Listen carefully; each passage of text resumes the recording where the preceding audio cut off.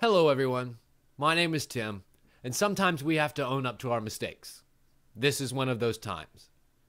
What follows is my next episode of Tim Talks with my guest Trevor Collins of the Achievement Hunter and Game Kids channel on YouTube. You may notice that my half of the audio sounds a little off. I think poopy is the word that I'll use. Despite my best efforts in double and triple checking all of the settings beforehand, my computer somehow decided to use my webcam's microphone instead of my nice fancy one here. But the conversation is so good that I'd hate to scrap yet another interview because of technical difficulties. So instead, I've decided to put it up as is, with as many audio fixes as I can. I'm warning you though, it's still pretty bad. But it's what we do with our mistakes that define us, so here I am, putting it out anyway, with my sincerest apologies both to you, my audience, and to my guest, who frankly deserved a lot better. I promise to have him on in the future in some way, in a much more bearable form. Anyway, without any further ados or atonements, we take you now to Tim Talks to Trevor Collins, already in progress. The show that's only partially a show, but really is just an excuse for me to talk to some of my very talented friends. And speaking of talented friends, I have another one here with me today. He was a major contributor to Community Hunter for a long time, but now runs that channel, as well as the Game Kids channel. Does a lot of major editing over there. Trevor Collins. Welcome, sir. Hello. How are you doing? I'm doing good, man. How are you? I'm doing pretty swell. Excellent, excellent. You know, it's a nice day. It was supposed to rain. Now it's, it's a beautiful, sunny, warm day. It's kind of cool, but it's nice. It's nice. It looks like you're up at the office now on a Sunday. I am, yeah. We're in between internet service providers right now, so oh, really? if I want the internet, gotta be here. What, I see, at your house. Yeah. You're switching to Grande, right? Yep. Yeah. Gotta get that faster speed. Yeah, it's true. Uverse has like a speed cap at my place, so anyway. Screw all that noise. But yeah, so just real quick to get it out of the way, give us a little bit of a CV. Give us a Reader's Digest version of what you do over there at the company. Sure. I guess really quickly, I do all the editing for Game Kids, and then when it comes to the community channel, I watch all the videos that come in, make sure they follow the rules and all that, and then upload them. So very, very simple. Very simple, but very critical. I mean, there are operations that without that sort of curation, the channel just goes to shit. It would run wild. Yeah, exactly. Like crazy. I imagine you get just hundreds of videos that are the most slapdash together pieces of crap that well, there's a lot of good stuff I on mean, the channel yes, too, absolutely. But I'm talking about the dregs. And they're definitely the dregs, you know? Like, I know you probably don't want to shame anybody, but is there like a particular effect in your head that sticks out as like the one that what makes a bad Community Hunter video? I don't know. I think when people do it almost like a chore, Mm-hmm. like they do it just because at some point they want to get hired, and they're like, well, I feel like I have to do this, and so they don't really feel like they're, I don't know, I don't get the energy, they don't really want to be doing it or whatever. They're not doing almost it for like, fun. Yeah, they're not doing it for fun, I guess, and they generally disappear pretty quickly, people like that. If you're not enjoying it, you're not going to continue doing it, I guess. But right, because, I mean, it is a lot of work. Mm-hmm. Like it's also a lot of fun work. I mean, if you really do enjoy it, it's an amazing hobby. Yeah, you're not gonna break a huge sweat sitting down and recording a whole bunch of stuff unless the lights are particularly hot. You know, I mean, but that being said, that's not saying there's not a lot of time and a lot of effort and a lot of knowledge that has to go into all of these different steps that go into making a good video. Mm-hmm. You know, there's a lot of planning involved. You know, if you watch the channel, like. Just the other day, James put out a video where he like recreated Dan the Man, and he built him on like the actual map. When you look at the Minecraft map, it's like recreated Dan the Man in pixel art. And I mean, there's a lot of planning like that goes behind a bunch of videos. I don't think I've seen. And there's that also the more simple just guides. But yeah. No, it's really crazy to see how the channel has gone from just achievement guides to now much broader, in line with the Achievement Hunters growth. I mean, you started out with the Let's Plays. Well, you started out with the achievement guides, and then they started doing just regular Let's Plays, and then you had things to do in, and people could build stuff for that, and that kind of led to the custom creations, the custom creation series that you made. Yep. You've been making Community Hunter videos for how long? It was about 2 years, maybe just shy of 2 years by a few weeks. Right. By the time I rolled around in here, but yeah. Which was when? Like middle to early November. I was Right. called, I think, the first week of November. Came in for like a week, helped out, and then went home for another week, and then was back here full time. So So, two questions. One, okay. how did it feel being there for the week? And then two, Um, how did it feel being home for the week after? well, it was so fast. It was so sudden. Like Right. I was not expecting it. Did you leave But with the expectation that you were coming back? I had no. Well, I did know by the end of the week. We had talked about potentially coming on, but during that whole week, it was pretty crazy, especially being able to work with people that I'd worked with on the community channel, Matt and Jeremy, so often, and then working with Caleb, who I'd talked to many times because of the fact that he ran the channels for so long. It was really weird, but at the same time, um, oddly comfortable. Yeah. I didn't feel nervous or anything. It was just a really awesome vibe, and just getting used to like something new. Being here. I actually sat right over there, so I was in the midst of it all. But it was also a bit of a weird week because they were doing a lot of filming, and a lot of people were out of the office. So I think Jack and Ray were in Australia, and then Michael and Gavin were they were doing the movie. Oh, So yeah. it was pretty quiet time during that first week. But at So a time when they really needed extra help. yeah, I mean, let's I guess be so, frank. yeah. Just the man hours that it takes to put out that much content Hmm. that Achievement Hunter does on a regular basis, and then the community stuff, and then now Game Kids, a whole separate leg of the. Yeah, and that's really what I was brought in for, because I mean, Game Kids has been an idea for a long time. Jeff, I think, came up with it a long time ago, and we were finally being pushed to make it happen there in December for a December 1st launch. Right. And there they were sitting in November, having just filmed a couple of episodes, but they needed somebody to come in and edit them together because Caleb was, he's got fails of the week. He's Yeah. got, at the time, the community channel. So there was just no one to really do that. So that's why I was brought in to help kick that off. And so, for And I those stuck who around. don't know, what is Game Kids? So Game Kids is, I guess the slogan is like family, fun, and gaming. It's basically a family-friendly and very much a kid-friendly gaming channel. It's very much in the same vein as Let's Play, except the content and in both the commentary and in the game form are meant for kids and families. We have a show where it's Caleb and his brother. That's called Bro Gaming. We have Which Sim they Sisters. did on his channel way before. Yeah. When Caleb came on the show, he was talking about Bro Okay. Gaming as just a thing that he did.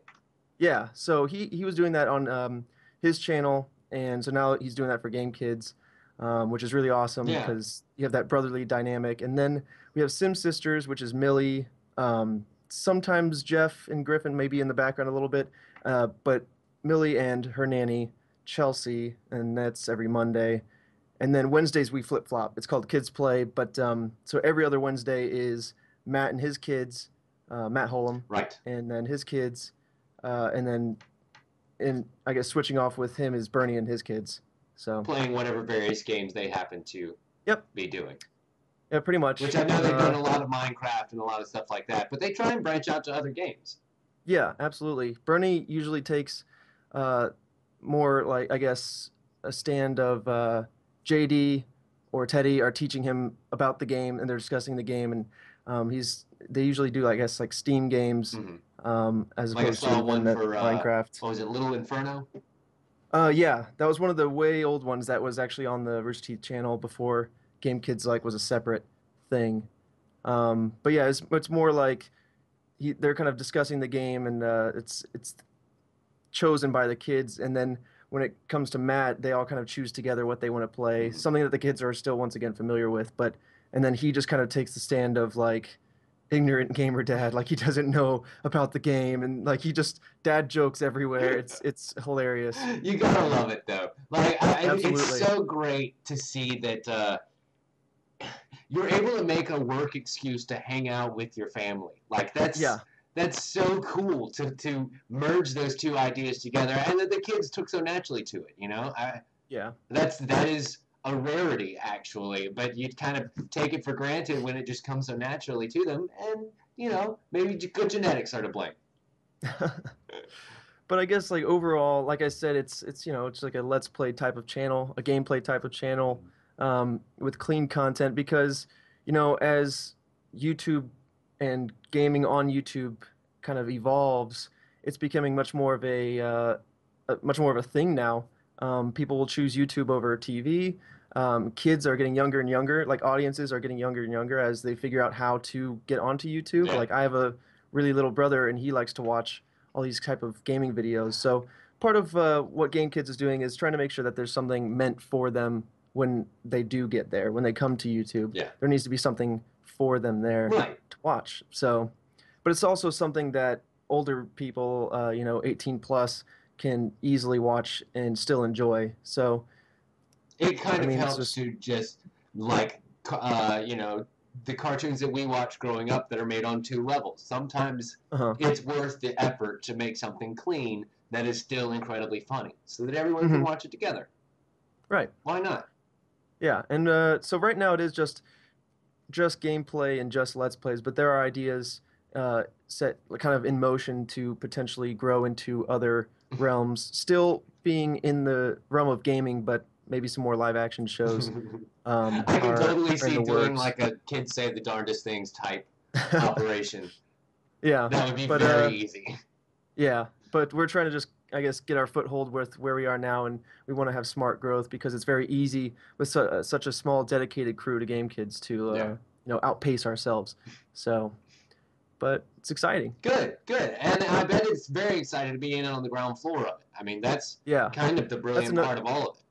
yeah, that's another really cool thing about it is, right now, like I said, it's got such a small crew that we can openly discuss all these ideas and make sure that we do everything properly from the beginning as we move forward Mhm. and keep kind of streamlined, I guess. Hmm. But I don't know. We'll see where it goes. Fair enough. So we'll switch gears here for a little bit, go back over to the community hunter side. Okay. Now that you're on the other side of the submission tables, how Uh-huh. does that feel? I don't know. I never really expected to be the person that would then be watching all the videos. And it's funny because a lot of my friends that still make videos make fun. Like, oh no, now you have to watch my crappy videos, blah blah blah. And it's kind of funny, but It's less of a joke than they think. but I'm not saying that your friends make crappy videos. You know what I mean. yeah. Yeah. I don't know. It's not something I expected to be doing, but for some reason, once again, it's one of those oddly comfortable things. I don't know. Did it? How do you think you came about? Like you mentioned earlier that you just kind of came comfortably to step in on the mic, and you are now saying that you have come comfortably into this role that you now have to play. Where do you think that comes from? Did you do like theater in your younger days? Were you kind of an organizer? I think it's a lot of just practice of doing it. Yeah. It's a natural evolution of character, I guess. When I first started a community channel, for example, I remember, I wasn't energetic. I wasn't, hey, everybody. It was more like, I did the video and I thought it sounded good, but I look back and I go, well, that showed no energy, Yeah. But I think, just, and you're talking more like about, theater, like, I don't know. Are you talking about like my personality? Yeah, Or are like you say you kind of just comfortably settled into these roles, and those are not qualities that most people have. It kind of takes a little bit of adjustment time to get used to this new level of stress that you put up on yourself, and this new level of quality control that you now are solely in charge of, and to be able to shoulder that kind of burden as effortlessly as it comes off. That takes a little bit of practice, yeah. Yeah, I think I've been always a bit of a hard worker, and I like putting out quality because I like people to see and enjoy the quality and see the effort that I put into things. Right. And so when it comes to, walking in here and then editing videos and being the only editor on this channel, or watching and approving videos and making sure that they, follow the rules or what have you, since I always looked at it from the viewer standpoint. When I submitted videos to Caleb, I was like, well, I need to make sure I follow the rules. So now just being on the other side, it's Yeah. almost enforcing the things I enforced on myself anyway. I mean, So I think that's part of what makes it you know, like a natural progression. I have to agree with that because I mean, from your community hunter videos and going back even further than that, there's nothing that can be said about your videos if not there's a lot of work that goes into them. I mean, I'd like to think very so. highly produced is definitely a word that you could put for your videos, and that takes a lot of skill, a lot of time, a lot of effort, a lot of very slowly going through frame by frame, being like, well, okay, now I can make it move one pixel that way, and then it works a little bit better than if it moved 2. I don't know. Maybe if I did 3, then it would make the next move a little bit easier. Yeah, it's a lot of step. You know, that's the weird thing about editing is I guess I find myself to be a generalist, but when it comes to editing, for example, I'm okay with doing the tedious effort, the tedious work. Otherwise, I very quickly lose interest when I have to do tedious stuff. You know, like in math or anything else like that. You get real tedious or like science, and I start getting bored. But when it comes to editing, so worth it. Yeah, when it comes to editing, I'm very willing to do those tedious things just because it just adds a little bit, and people notice it. So. Or if it's something, in the case of something they shouldn't notice, if you do your job right, no one's knowing you've done anything at all, which is great. Absolutely. Yeah, and so I mean, how as you've kind of grown into your role over there, have you taken on any more responsibilities? Now that they see that you are a little bit more comfortable with yourself, have you been able to get in on any videos? Is that an avenue that you're pursuing? It's interesting. I'm still pretty new here, since it's only been what, 3 months, 2.5 months, something like that. So I very much wanted to come in here and really set a foundation, doing the job it is that I was hired to do before really distracting myself and reaching out.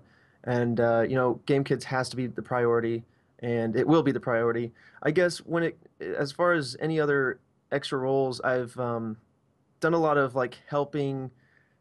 Generate ideas for like whether it be future shows on here on Game Kids, or ideas to better the Achievement Hunter main channel, and we're actually in the process of kind of redoing some things and taking a look at the back end kind of stuff of the Achievement Hunter Let's Play channel, and modifying like thumbnails. You might see if you look at like the Let's Play channel right now, if you look at like, for example, the Minecraft thumbnails, you might notice that there's a difference there. And cool. And I think we're all as a group trying to better the channel, and so I've kind of been a part of figuring out what we can do to make that better and all that. Because you never want to seem overly ambitious or overachieving or that sort of thing, but at the same time you want to contribute more than just the minimum amount. Yeah. Like I said, I'm kind of a hard worker, so I can't help but like want to make everything that I see around me to be the best that it can be. I think that's a sentiment that I can very easily latch onto. Yeah, and I think it was and I think bettering the Achievement Hunter channel is a group effort. I think it's like a conversation that's been floating around here anyways for a while, but I was glad that I could kind of hop on board that train and kind of put forth some ideas. I mean, sometimes all it takes is that one last nudge from somebody who hasn't really been around all the time, and it just teeters the fresh eyes. Yeah, exactly. Fresh eyes, fresh brain. And it's amazing, like we can clearly see that you're in the office, but you're not in the office that gets pictured all the time. You're in the actual work office where people... That's the one that's on video all the time. Exactly. And now Achievement Hunter has kind of, here's the face, and then here's the inner workings. And that's what you're talking about making better. For people who aren't exactly as technically versed. So let's go back a little bit. Okay. How are you adjusting to living now in Austin? Where did you come from before? So I moved from Indianapolis. That's primarily where I spent most of my life, in and out of there. Which you would be mostly covered in snow right now. Pretty much, yeah. Pretty much. Moving down to Austin, it's I don't know. It happened so fast that it's really hard. And there was almost no like transition period. You know what I mean? For the first month or two that I was here, people were like, "Well, how are you finding Austin?" I was like, "Oh, it's just happened so fast. I didn't have time to look around." You know. But now I'm already. Place. All I see is the inside of this building. Yeah, now I'm kind of just used to being here, Yeah. but it's definitely got an awesome vibe to it compared to some of the places that I've been before. It's got that youthful, hip, kind of artsy vibe to it. Um, I mean, it's the live capital music of the world, and keep Austin weird. Yeah, It it's just got so exudes its many feeling things going outwardly. on So at any given yeah, point. yeah, and Yeah. I think it's got a really I don't know, it's a good atmosphere, and I like it, and it suits the company well. My Uh, theater teacher had a mantra of don't be boring. Like he said, you can do anything you want, whenever you just want. don't do Just it don't be boringly. boring. Yes. And I feel like this city kind of perfectly encapsulates that feeling. It Hmm. is never, it can be I can, so many yeah, different things. It will never be boring. it's true. But how did your family feel about this kind of whirlwind torrid affair? Yeah, so I guess I'll go back for I was here for that week. Mhm. We talked about potentially coming on board at the end of that week, which was surprisingly a much more difficult decision to make than I thought it would ever have to Of be. course. Um, so I went back home then for a week because I knew that if I was going to actually come here and live here and work here, that it was going to have to happen soon, Hmm. just because Game Kids was going to kick off, December And you 1st. didn't want the ship to leave without you. Yeah, well, they also needed more videos to be done. We hadn't really made much of a dent, so there wasn't much ready for launch. But yeah, so that whole week that I was home, it was filled with like Thanksgiving stuff. It was, November, Hmm. and so there's a lot of family gatherings. And it was weird because I wasn't really expecting to say, "Oh, well, I'm heading out," because so like half the week had gone by. I'm like, "Oh man, am I gonna do it? Am I not gonna do it? What?" And so I'm seeing like all my family, and then I'm like, "Okay, yeah, I'll do it." And so then I see them all again, so I can say, "Yeah, oh, Yeah, by the way, okay. I'm heading out." Yeah. This You're will like, "Oh, well, be that's fast." this will be it for a little bit. I'll Yeah. maybe see you at Christmas. Hmm? Yeah, and I did go back for Christmas, Yeah. um but yeah, they were all very supportive of it, and my degree is not at all in editing or theater or anything like that. What So is it? it was a little bit out of left field for everybody. It was engineering. Oh. So yeah, so it was a little bit out of left field for everybody, but generally very supportive and excited for me and all that, and yeah, just I love to have that family support. Nice. Yeah, So no, that's always an incredibly comfortable thing because they could have been very. Why you gotta leave? Why you gotta go all the way down there? yeah, why are you doing editing? What's going on with that? Yeah. Like, No, that's especially awesome. when it's something that like is very, it's hard to kind of explain, Let's Plays Hmm. to somebody that doesn't know the concept. Yeah. To a parent, it's like, well, why would I want to watch somebody play a game? But it's just weird how entertainment has moved towards it, Yeah. and And I mean, you could definitely either credit or blame whichever direction you want to go in, like Mystery Science Theater. That was Let's Plays for movies. Let's watch. mhm, I mean, that's where it started as far as that goes. And then you had radio plays, which were Let's Read. Except I'm going to read it to you, and then you're going to play it uh-huh, later, whenever the hell you want. I mean, uh-huh, the tradition does go back a long way. It's just now it's kind of shifting mediums, yeah, and and now we're landing on parents video are. games. Mhm.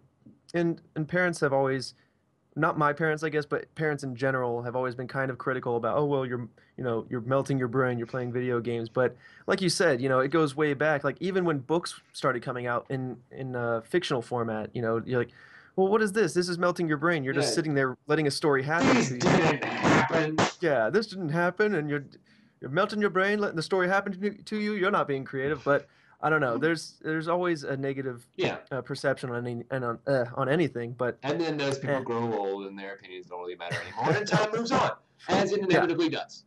And then they blame the kids for whatever newfound gadgetry they've discovered, and Hey, it's a back in cycle. my day, It's a we put the cycle. things in our eyeballs and read that way. Now you've got your crazy in your skin nanotechnology. I'm talking about 200 years in the future now. Yeah, that's a bit Yeah. far.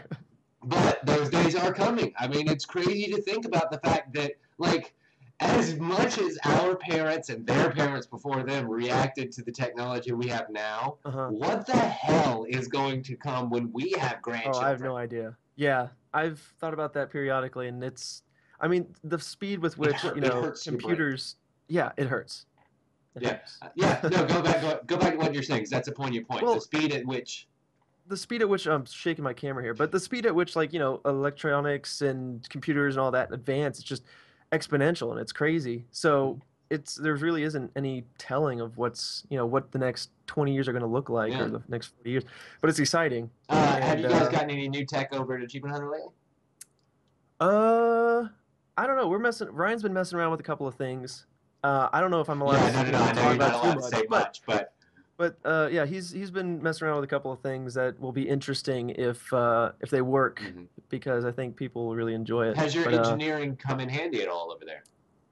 I think when it comes to engineering, I learned a lot of math. I learned a lot of like actual, engineering classes, Right. and clearly like that's not going to directly translate. But I think the mentality of an engineer, you have to be very pragmatic, problem solving, and I think I don't know. I always say this. I don't know which came first, my general understanding of a lot of different things, or my interest in engineering. But I think having been like trained as an engineer or whatever, I just have a general understanding for a lot of different things, Right. which is why I think I do understand like the back end of YouTube. I've understood that technical aspect of it.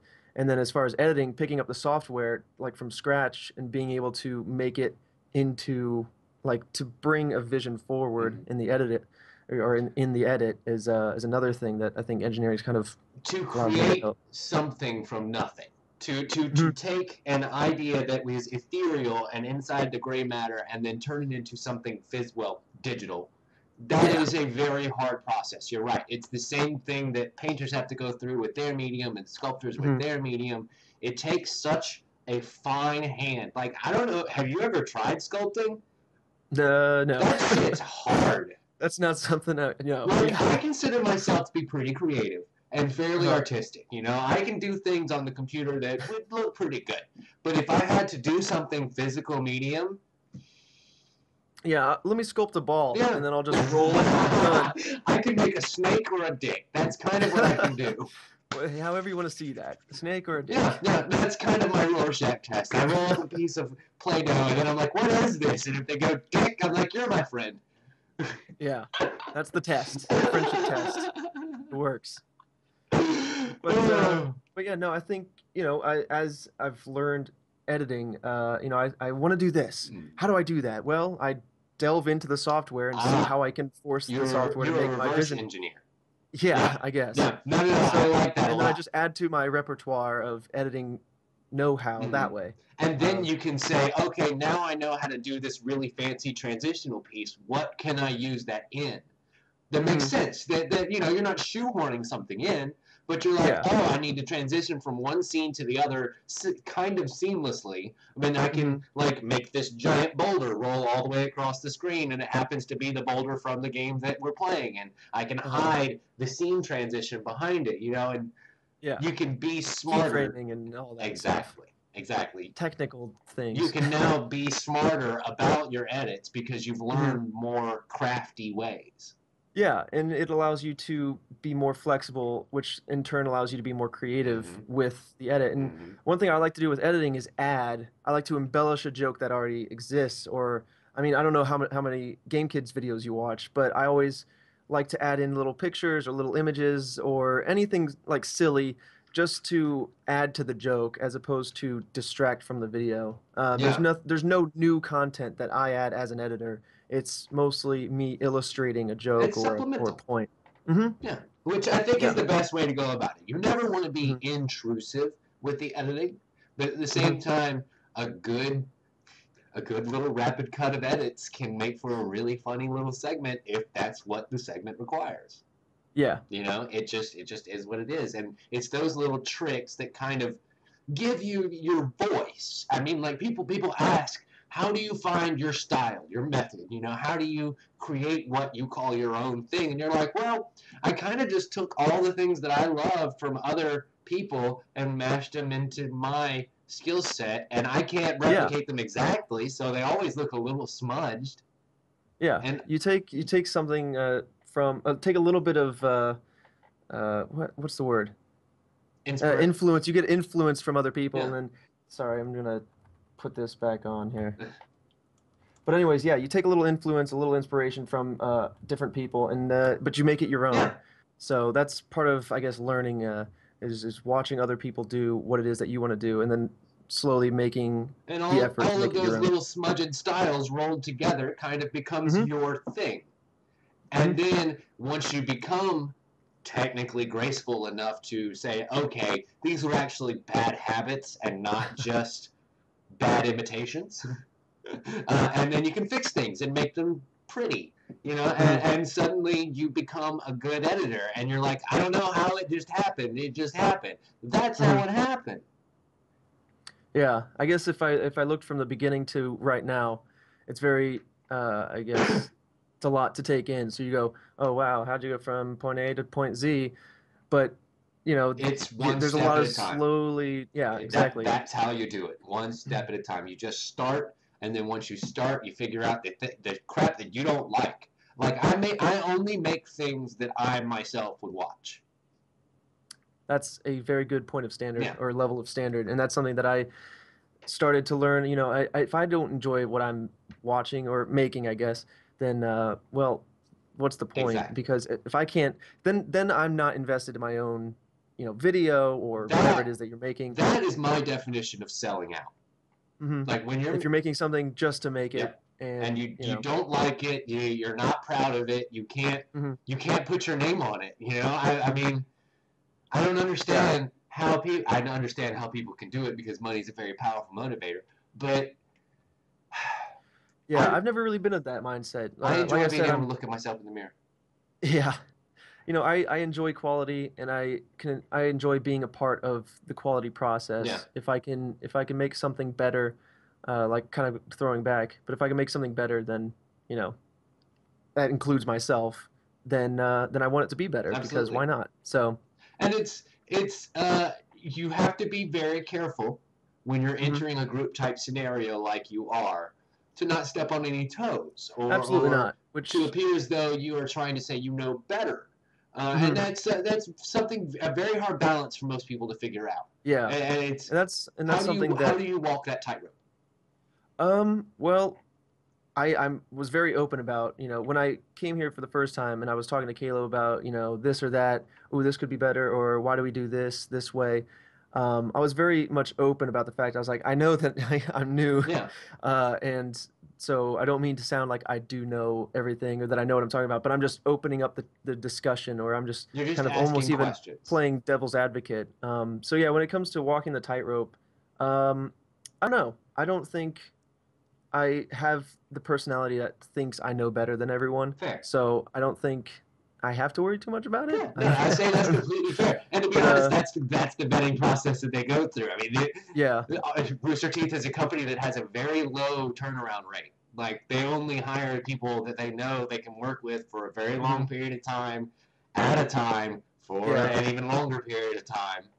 Yeah, and that was part of that first week. I was brought here to help and to get the ball rolling, but also, it's seeing the dynamic. Do you work well with the people that you're around, and how do you, are you clashing with the people, or are you supplementing their, I don't know, are you all making each other better? Yeah, or like you work well together? I know exactly what you're saying. So, and you really, that's exactly what you have to do in those kind of scenarios, because it makes, what's the expression?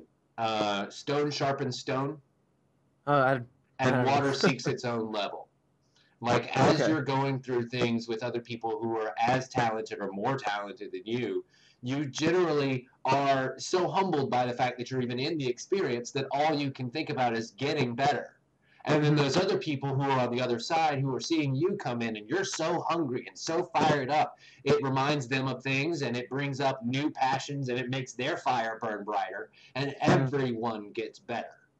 Yeah, and that's part of what makes the Rooster Teeth environment awesome. There's so many creative minds that it's hard to not want to be creative yourself. It's hard to not want to add to the fire. That fuels us all. So so let's get away from the work aspect. Go back to fandom. You were an RT fan before you were actually working for them. What was your favorite show back in the day? It's really hard to say because Or your favorite show now? No. The favorite show now. I don't know. I think I've always been a huge fan of the shorts. Yeah. The old original shorts were great. Uh, I remember a long time ago when Red versus Blue season 1 came out on DVD, and my friend brought it over to my house, and he's like, here, let's watch this. It's hilarious. I'm like, what is this? I see the logo. I'm like, Why are we what is watching this? Halo? We Yeah, can play Halo. and he goes, oh, that's Rooster Teeth. I was like, Rooster Teeth? Like, what does that even mean? But then we watched that first season, and it was hilarious. Yeah. And I don't know. And so I guess I'd have to go with the old classic answer of RVB. But aside from that, definitely the shorts. Yeah. I loved watching the old shorts. And you were on the site for a long time, I imagine. It took me a while to make an account. I remember going back and forth from YouTube to the site a lot. Mm-hmm. And then finally one time I was just like, I should just make an account. I just, I was part of the Smosh community a long time ago, Oh, really? during like high school or whatever. Mhm. And like I was one of the first few people to join that. We all make mistakes during high school. It's Yeah, I know. Yeah, tell me about it. It's a time to be experimental, okay? Yeah. Well, that's more common. Fair enough. But so I met a lot of awesome people there. I got to know a lot of like I was in the first few thousand of people that really knew what Smosh was. Oh, wow. And so I ended up spending a lot of time there just talking to friends and stuff, Mhm. kind of like a lot of people do on the Rooster Teeth site. And so then once I left there, I kind of got off the internet for a long time, took a break from gaming and did life or whatever. As you do. Yeah. And so I guess that was part of why it took me a long time to actually decide to just make an account, because I was like, if I do that, I'm gonna fall right back into it. I'm gonna meet people, and then I'm gonna like. I know my own addictive personality. Yeah. Yeah. So. Yeah. No, I know exactly what you mean. Yeah. What YouTubers are you a fan of, other than, obviously the one that you work at? I've got such a wide variety of subscriptions that I have. I do love, obviously, good Let's Play. So I do watch some of the Achievement Hunter videos every now and then. I guess a better question is, how many subscriptions do you have? Let's not plug in. I like to keep it streamlined because it's very easy to find yourself on YouTube for hours, almost like Netflix. You could just end up sitting down and then just glazing over. Just vegging out for hours. Absolutely. Especially now that everything runs YouTube and Netflix. Like, Yeah. the fact that I can be on my Wii U playing the game and have Netflix streaming up here at the same time, or vice versa, playing an Xbox game and having the Wii U gamepad streaming that. Like, yeah. It's very easy to let life slip by as you just kind of glaze over in front of the screen. But as you consume instead of produce, which is what we are driven to do. So yeah, and that's another thing. As I started working here, I started consuming less and being more a part of the creating side. Which does mean you miss things. Like, I do. I have not seen Game of Thrones, Walking Dead, or Breaking Bad. Yeah, there are shows that I've kind of neglected. I haven't picked up The Walking Dead for a season or two at this point. Just because of trying to balance paying bills, recreationally playing a game maybe once a month. Yeah. And trying to hold down this YouTube channel. Like, it takes some time, and I love it. Yeah, like, it's my favorite thing in the world. I think if I was not this busy, or more so, I would be miserable. In fact, I can tell you for a fact I would be, because 2 years ago, that's exactly what the hell I was. And, it's really nice to be at a point now where I can say that I make things for a living. I work with a company that makes things for a living, I have to be very careful as to how I craft my relationship. And, it really makes me feel good, because there was a point where I was working as a food delivery service guy and wasn't making anything and felt like I could die and not really matter, And, well, yeah, that's good that you are being creative then, and really, I guess, feeling that positivity that comes with creating things. I mean, I'm being hyperbolic to make a joke. Yeah, but you get what I'm saying. It really sucks to be a person who is creative and who wants to put good into the world and to not be outletting. It really, it's like a static charge that just builds up for so damn long. And a normal static charge, when it discharges, it actually kind of feels okay. But once it builds up for too damn long, that lightning you get uncomfortable and can really hurt. Yeah. So absolutely. Well, I guess going back a little bit then, I'm subscribed to maybe 10 to 20, and I don't watch half of them anymore. You know, I pick and choose. I love, I guess, things that I don't let slip by are Did You Know Gaming and Game Theory, Vsauce, all the Vsauce channels actually. I think those are very clever ways of learning things, but being entertained in doing so. Then obviously some big like gamers, obviously Achievement Hunter or like CNanners, Inside Gaming. But I have to really pick and choose with those because, you know, they all put out a lot of content. Yeah, it's very easy to go down the rabbit hole with those. Yeah, but those are all the then, things that you sort of, as you are watching, you're not just watching because you want to consume. You're watching and also kind of keeping a critical eye out. You're like, oh, hey, I really liked that transition from A to B. You know, I wonder. I don't know. I kind of just glaze over and enjoy them. Yeah, you can do both, is what I'm saying. You have the capability to do both, or at least to say that you're doing both if somebody catches you glazing over. Yeah. It's like, oh, I'm just doing research for work. Yeah, totally. Minimize a bunch of tabs. Nope, nothing here, nothing to see. But well, I think we're at a pretty good point in the show that we're going to start to round things out. And as we do every time we do the show, I always enjoy doing the Inside the Actor Studios method of ending on a questionnaire. So I too have a reappropriated version of the Proust Personality Questionnaire, and it goes a little something like this. Trevor, what's your favorite word? My favorite word? Oh God, let's see. I'm bad with favorites and least favorites. Oh, you're gonna love this. But I'm gonna try it. Favorite. Oh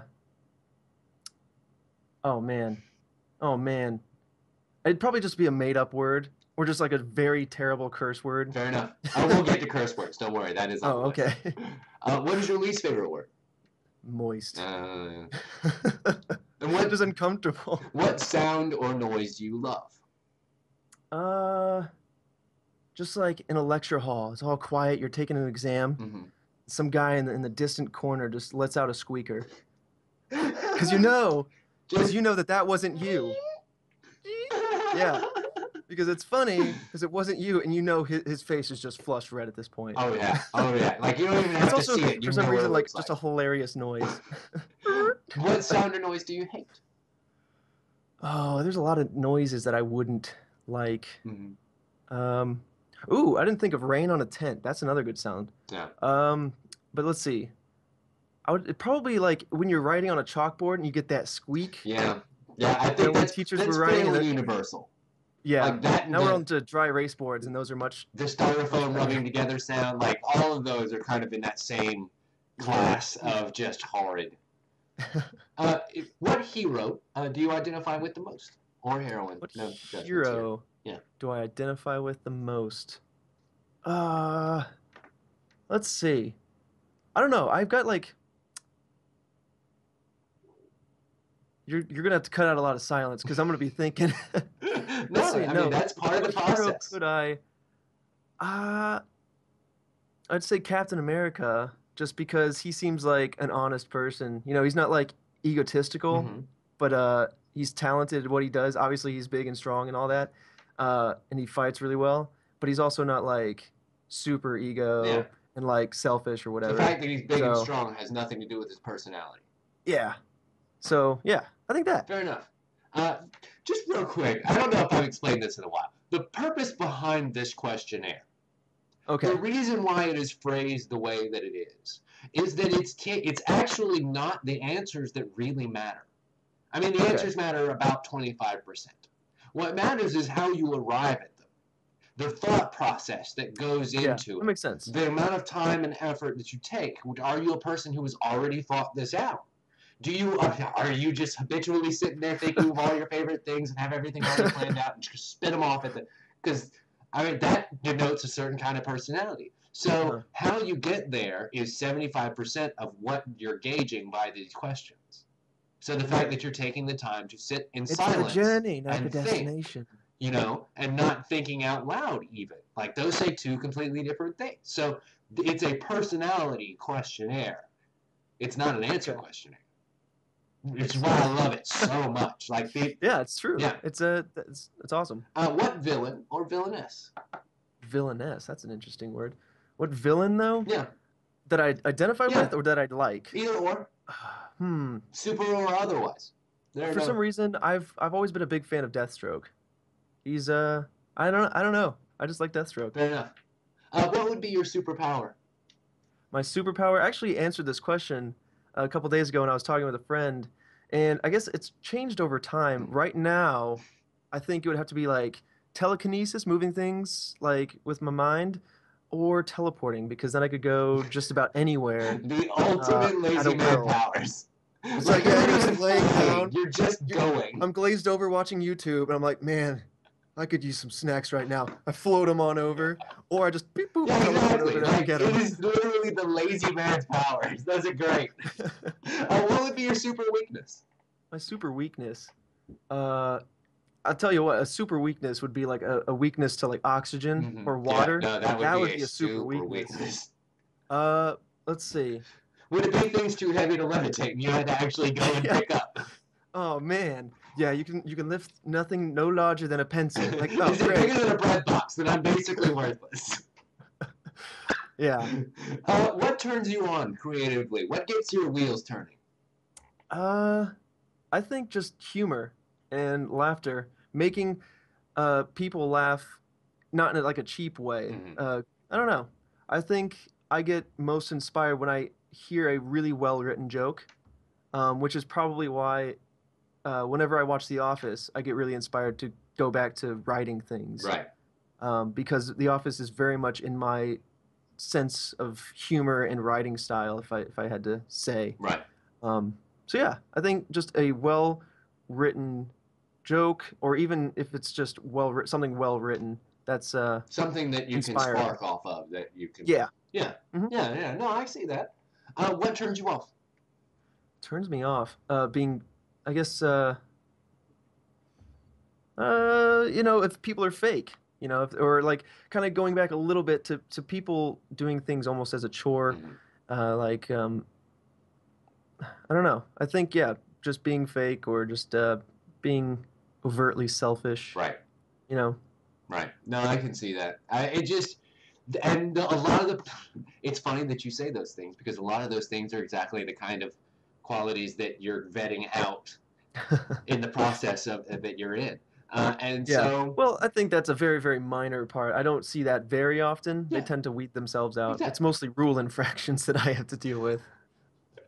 Yeah, I see that too. I've always been one of those people that I see the rules, hear the rules, I understand the rules, but there are some things that the rules don't cover.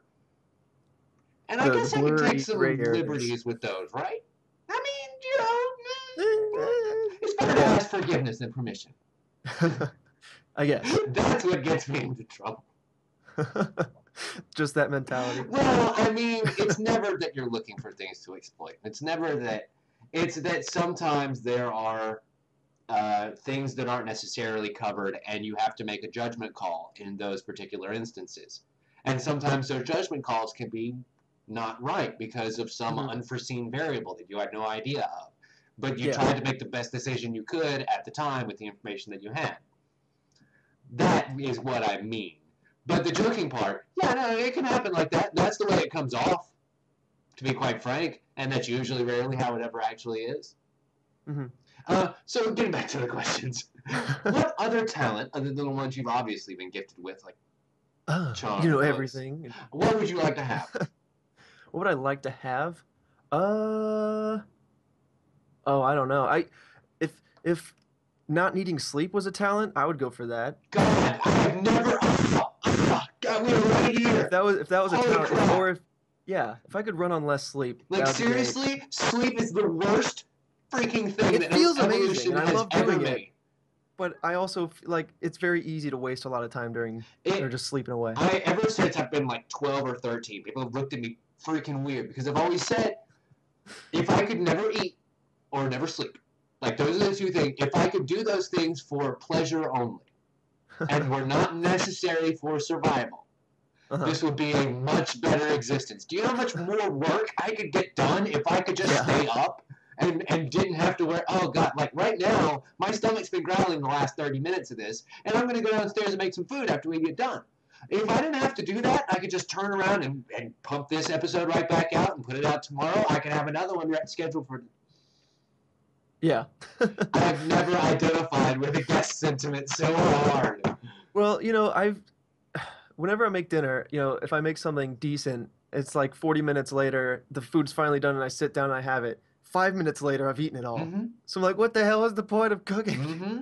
I mean, you have I might to as cook well it. have just grown fangs and grabbed a freaking bat out of the sky or something.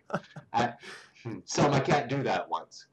Interesting. Yeah, I saw back when I lived in Georgia, we had this large, I'm going to say 10, 15, maybe even 20-pound cat. And Man, like 5, 6 cat. pounds of it was hair. It was a very long-haired cat, big cat.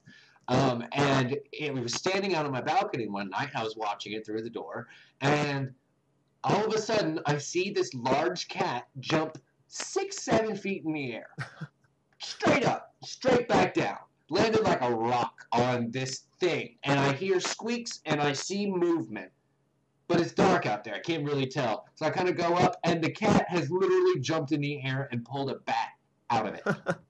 That's ridiculous. It was Cats are amazing. freaking weird, man. Right? I mean, it was so... If ever I could go back in time with a camera and record a thing that I saw, it would be something like that. It wouldn't be anything significant. It would never be anything significant. It would be something stupid like that nobody was around to see, like a time that I threw a paper over my shoulder and it landed in the garbage bin.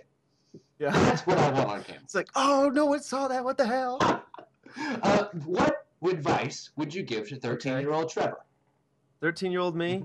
I don't know. See, the thing is, I probably wouldn't say anything because 13-year-old me would probably read into it too hard and make the opposite decision. Yeah, and fuck up the path that I've always made a habit of trying to make the right decisions as decisions need to be made. Mm-hmm. So that way, at any given point in time, I'm not sitting there, oh, I should have done this, I should have done that.